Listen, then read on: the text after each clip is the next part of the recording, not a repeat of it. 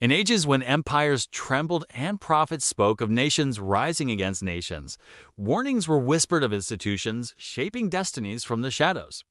Today, those echoes return as we examine claims surrounding UNRWA, Hamas, and the schools of Gaza. Ancient seers described a time when truth would be veiled behind noble language, where entities claiming compassion might conceal deep-rooted agendas. As modern headlines unfold, the parallels stir unease across borders and beliefs. The United Nations Relief and Works Agency, long presented as a humanitarian force, now stands at the center of accusations that align disturbingly with older prophetic warnings about deceptive allying. East influencing generations. Israel's decision to ban UNRWA within its borders casts a long shadow, revealing alleged connections between the agency and terrorist networks embedded within Gaza. This accusation carries the weight of history's darkest betrayals. Despite the ban, UNRWA continues its work inside Gaza, proclaiming dedication to education and stability. Nearly 50,000 children attend its schools, their futures shaped by the lessons delivered within those walls. Yet analysts caution that what is taught may differ sharply from what is advertised. Prophecies once described miseducation as a slow poison, forging hostilities long before swords are lifted. Concerns today mirror those ancient lines. Critics argue that UNRWA's curriculum has historically nurtured anti-Israel messaging, fostering resentment against the Jewish state. The charge is not merely political, but spiritual, echoing warnings about generational enmity rising through subtle instruction. David Bedin from the Center for Near East Policy Research reveals alarming insights, claiming that certain materials glorify violence rather than peace. His revelations recall prophetic cries that warned of youth molded into weapons. Bedin describes textbooks portraying conflict as destiny and valorizing resistance in ways that extend beyond cultural pride. His findings strike a chord with ancient visions of young minds steered toward perpetual conflict. The implications extend beyond simple curriculum concerns. They touch on the ancient idea that when children are guided toward animosity, entire futures shift, leading regions into cycles foreseen by prophets as wars without end. UNRWA insists it has reformed its educational system, emphasizing neutrality and improved oversight. But distrust continues as observers compare these assurances with historical patterns. Recalling prophecies of institutions claiming purity while sowing discord, the agency points to updated materials and international monitoring as proof of progress, yet doubts persist. Fueled by testimonies suggesting that harmful narratives may still pulse beneath the newer surface. These claims awaken old questions about who shapes the beliefs of the next generation and how ideological seeds planted in classrooms may influence the geopolitical terrain for decades. Such concerns align with prophetic warnings about hidden architects of conflict. Some analysts argue that even minor biases in education can crystallize into lasting hostility. They note that earlier civilizations fell when teachings exalted division over unity, illustrating how ancient prophecy intertwines with modern political analysis. Israeli officials maintain that banning UNRWA was a necessary step to ensure national security. This firm stance reflects the belief that the agency's operations have become intertwined with forces seeking Israel's destabilization. Gaza's complex landscape allows such organizations to operate amid shifting authorities, blurred allegiances, and the continuous pressure of conflict. Into this environment, children gather daily, absorbing messages that shape their perceptions of distant enemies. Prophetic writings once warned of teachers clothed in benevolence who carve strife into tender minds. Today, those ancient lines are invoked as voices claim UNRWA's programs foster hostility rather than reconciliation.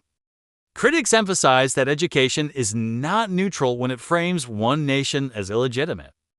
They fear the curriculum plants roots of animosity so deep that peace becomes nearly unreachable, fulfilling predictions of generational struggle. UNRWA defenders argue that accusations have been politicized, serving broader strategic goals rather than reflecting educational truth. Yet, such counterclaims do little to silence rising concerns across diplomatic and academic. circles, regardless of which narrative holds greater accuracy. The controversy reveals a deeper battle for influence. Prophecy once described such battles as struggles not of armies alone, but of minds molded before maturity. International leaders examine the situation, recognizing that textbooks may hold as much power as treaties. The curriculum criticism symbolizes a broader fear that conflict is being engraved into the region. As psychological foundation, as dialogues continue, the specter of propaganda in education awakens memories of times when empires collapsed under them. Weight of ideologies taught without scrutiny, ancient warnings echo through these modern evaluations. The criticism extends beyond Israel's borders. Some global scholars note that when humanitarian institutions intertwine with militant influences, the line between aid and indoctrination grows dangerously thin. As centuries-old prophecies once described, Bedin's research highlights instances where maps exclude is real entirely, presenting a worldview rooted in denial rather than coexistence. Such omissions stir concerns about narrative engineering on a generational scale. He argues that these materials reinforce the belief that conflict is eternal and resolution impossible. Principles that resonate with prophetic imagery of nations locked in perpetual confrontation unless foundational teachings change, if true.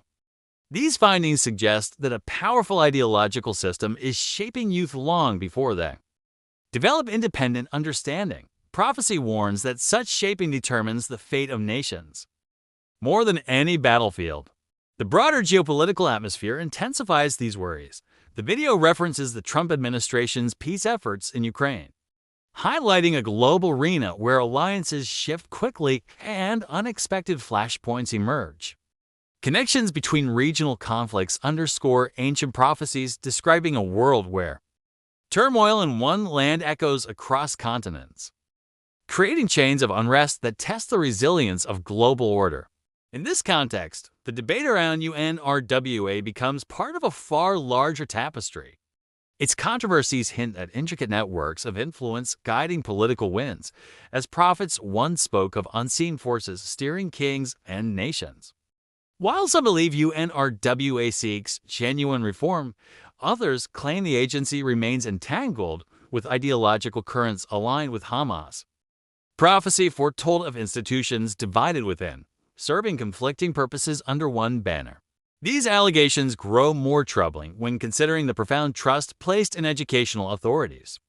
Children rely on adults to impart truth, yet history shows how easily truth can be replaced with narrative warfare. Critics argue that ideological indoctrination in youth is not merely a regional issue, but a global danger. Prophetic texts warn that corrupted teachings can ignite conflicts far beyond their point of origin. The accusation that UNRWA materials promote violence amplifies these fears. If true, it suggests a system shaping future combatants rather than future peacemakers.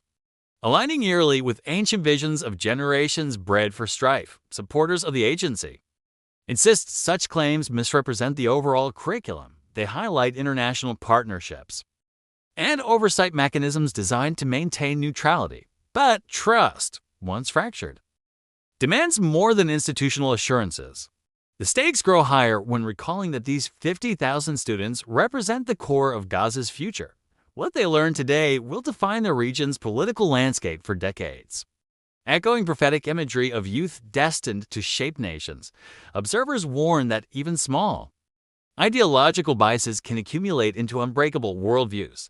In ancient times, prophets cautioned that truths withheld from children become deceptions embraced as destiny. Israel's concerns stem not only from security threats, but from fears that the agency's curriculum cultivates hostility powerful enough to fuel future conflict cycles. This belief aligns with predictions of enduring enmity forged through early education. The debate escalates as global organizations attempt to verify claims. But the deeper issue surpasses verification and enters the realm of influence. Who determines the narratives shaping the next generation's understanding of history? Prophetic writings depicted eras when powerful institutions controlled knowledge, guiding entire populations through selective truth. Modern controversies around UNRWA echo these warnings in unsettling ways. Some nations call for restructuring or replacing the agency entirely, arguing that reform has proven insufficient. Their stance reflects fears that miseducation has already taken root too deeply to undo easily. Others argue that abandoning UNRWA could worsen humanitarian conditions and fuel further instability. These conflicting strategies mirror ancient dilemmas about whether to preserve flawed institutions or dismantle them entirely as debates rage. Voices remind us that education can either heal or divide throughout history. Eras of peace emerged only when teachings emphasized shared humanity over inherited conflict. Yet in Gaza's current environment, where pressure, hardship, and political manipulation intersect, the challenge of fostering such unity grows immense. Prophets once warned that environments of despair give rise to teachings of resentment. The claim that violent narratives appear in textbooks intensifies concerns about children growing up perceiving confrontation as honorable destiny. These beliefs reflect ancient cycles where youth trained in animosity repeated their ancestors' battles. Bedin's warnings reverberate as he reveals examples of glorification embedded in seemingly benign lessons. His findings recall prophetic descriptions of darkness concealed within the ordinary, influencing minds through repetition and symbolism. Critics argue that until neutral oversight verifies every lesson, the danger remains significant. Prophetic texts similarly warn that unchecked instruction can shape nations more powerfully than any ruler. The global community watches closely, recognizing that education in conflict zones is profoundly influential. What children believe about enemies today becomes the strategy of nations tomorrow, fulfilling long-foreseen patterns of unfolding tension. The reference to Ukraine's peace efforts adds weight to the narrative, suggesting a world where multiple conflicts demand simultaneous attention. Ancient prophecy described years of global unrest where peace negotiations appeared insufficient. The intersection of these issues reveals a world grappling with layered turmoil. As prophecy once depicted, distant conflicts intertwine, making local disputes elements of a greater, unpredictable storm. In the heart of this storm lie Gaza's classrooms, where young minds absorb narratives carrying consequences beyond their immediate world. The weight of each lesson echoes across borders, stirring concerns among leaders and analysts. Some argue that reforming UNRWA could transform these classrooms into gateways of peace.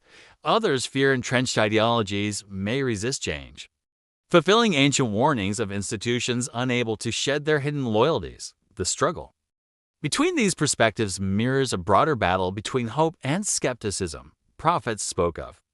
Such times when light and shadow vie to shape the hearts of the next generation. As disputes intensify, one truth becomes undeniable. The curriculum shaping Gaza's youth holds immense power. It can either perpetuate conflict or undermine it, guiding the region toward renewal or deeper discord. Analysts remind us that peace cannot emerge if children are taught to view another people as inherently illegitimate. Prophecy echoes this truth, asserting that reconciliation dies when teachings deny one side's right to exist.